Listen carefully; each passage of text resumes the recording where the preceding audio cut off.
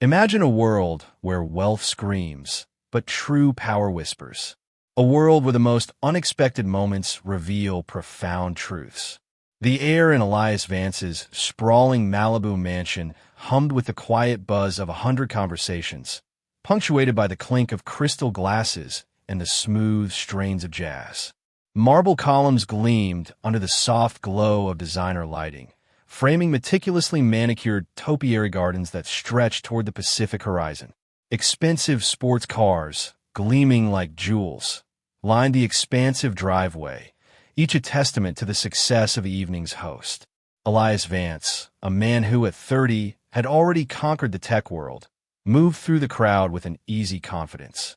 His tailored suit seemed to fit his lean, athletic frame like a second skin, and his smile, while charming, held a hint of something unyielding. He was a self-made titan, a testament to ambition and relentless drive.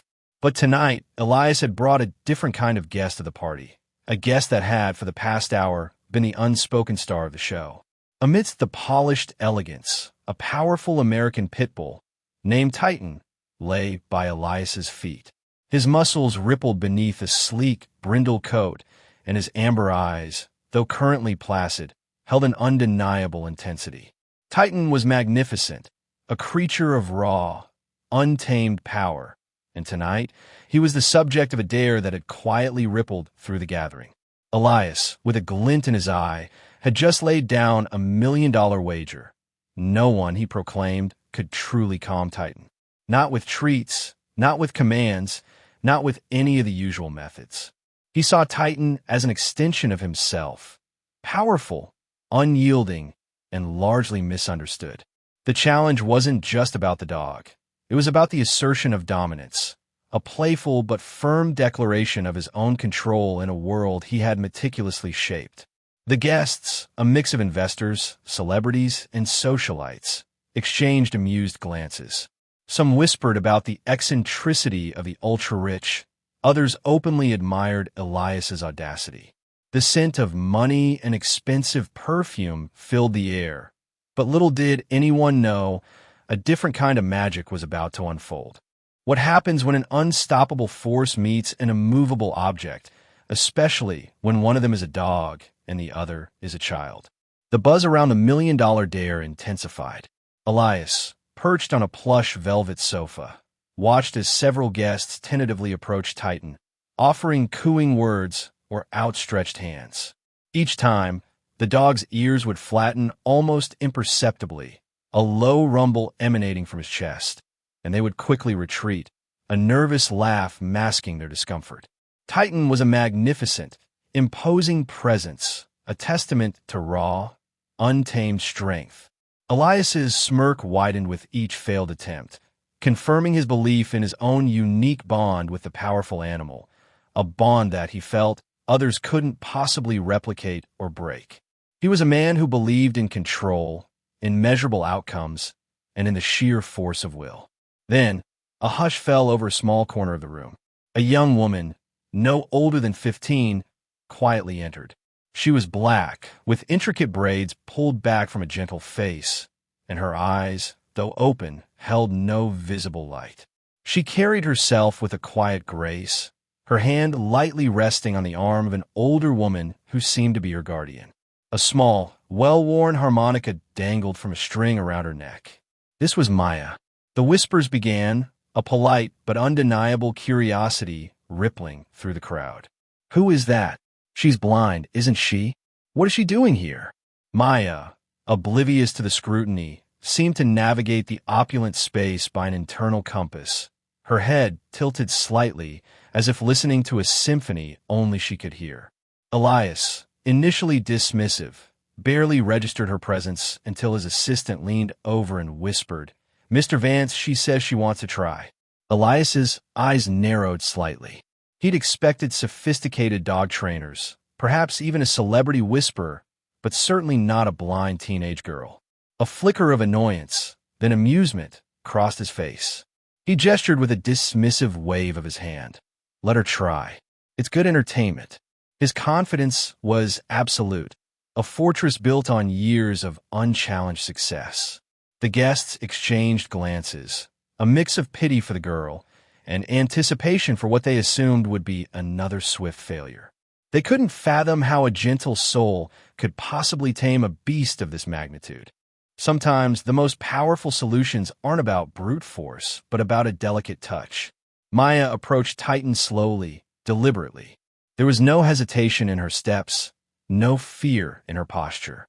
She moved with an intuitive grace, her senses, honed by years of navigating a sightless world, seemingly guiding her through the air currents and faint scents.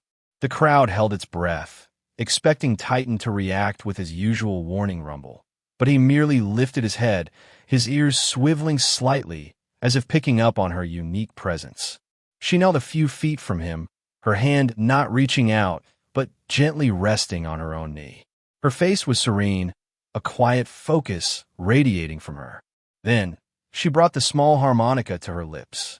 The first notes were soft, almost ethereal, a simple, clear melody that seemed to float through the opulent room. It wasn't a showy tune, but something deeply resonant, like a lullaby carried on a gentle breeze. The jazz band had quietly faded into the background. The conversations had ceased, and even the clinking of glasses had stopped. All eyes, including Elias's, were fixed on the improbable scene. Titan, who moments before had been a coiled spring of potential energy, slowly relaxed. His ears, initially alert, softened. The low rumble in his chest subsided. His eyes, fixed on the sound, began to lose their intensity, replaced by a curious softness. Maya continued to play, her fingers dancing lightly over the holes of the harmonica, each note a delicate brushstroke painting a soundscape of peace. The melody was simple, repetitive, yet profoundly soothing. The scientific explanation for this phenomenon is rooted in bioacoustics and animal psychology. Just as certain frequencies and rhythms can calm the human nervous system, animals, especially canines, are highly responsive to specific sound patterns. Slow, rhythmic, and consistent tones can lower heart rates, reduce cortisol levels, the stress hormone, and trigger the release of oxytocin, the bonding hormone. The harmonica, with its pure, sustained notes, created a sonic environment that bypassed Titan's instinctual defenses, reaching a deeper, primal part of his brain associated with comfort and security. It was a language he understood, not through words or commands, but through vibrations and pure tone. Maya, through her innate understanding and heightened auditory perception, had intuitively found the exact frequency of calm. As Maya continued, the impossible happened. Titan let out a soft sigh, his heavy head lowering to his paws. His eyes, now almost fully closed, seemed to gaze inward. A moment later, he was asleep, a gentle snore rumbling softly in the hushed room. The final note of the harmonica hung in the air, a testament to a connection deeper than words, leaving everyone in the room to ponder the true meaning of strength and understanding. The sudden silence was almost deafening, broken only by a few staggered breaths from the astonished guests. What truly changes when we witness the impossible? The silence in the room stretched, thick with awe and disbelief. Elias Vance stood frozen, his eyes fixed on his sleeping pit bull. The initial amusement had evaporated, replaced by a complex mix of surprise, humility, and a dawning understanding. His million-dollar wager, once a declaration of control, now seemed utterly insignificant in the face of what he had just witnessed. Maya, her harmonica now resting gently in her lap, simply smiled, a soft, knowing curve of her lips. She hadn't sought attention, hadn't sought to prove anyone wrong. She had simply connected. Elias slowly walked towards her, his usual confident stride replaced by a hesitant one. He knelt beside Titan, gently stroking the dog's fur, a gesture of tenderness he rarely displayed in public. Then he looked at Maya. His eyes, usually sharp and analytical, held a newfound respect. "Ow, how did you do that?" he asked, his voice softer than anyone had ever heard it. Maya shrugged lightly. "He just needed to hear something gentle," she said, her voice clear and calm. He wasn't angry. He was just loud. Sometimes you just need to listen differently. Her words resonated deeply with Elias. His world was built on quantifiable metrics, on power dynamics, on overcoming obstacles with force or intellect. He had seen Titan as a challenge to be asserted dominance over, not as a creature yearning for understanding. Maya, with her gentle melody, had revealed a truth he had overlooked. True influence comes not from control, but from connection. It's about listening beyond the surface, recognizing the hidden needs and vulnerabilities, and responding with empathy. This moment was a profound aha for Elias and for everyone present. It shattered preconceived notions about strength, about capability, and about what truly holds power. The powerful CEO, the formidable dog, and the unassuming blind girl. They formed a tableau that illustrated a vital lesson. We often judge by outward appearances, by titles, by perceived limitations. We see a powerful CEO and assume he has all the answers. We see a formidable dog and assume aggression.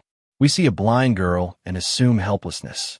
But Maya, with her quiet wisdom, showed them that true strength lies in empathy, in the ability to soothe, to understand without words, to connect on a fundamental, emotional level.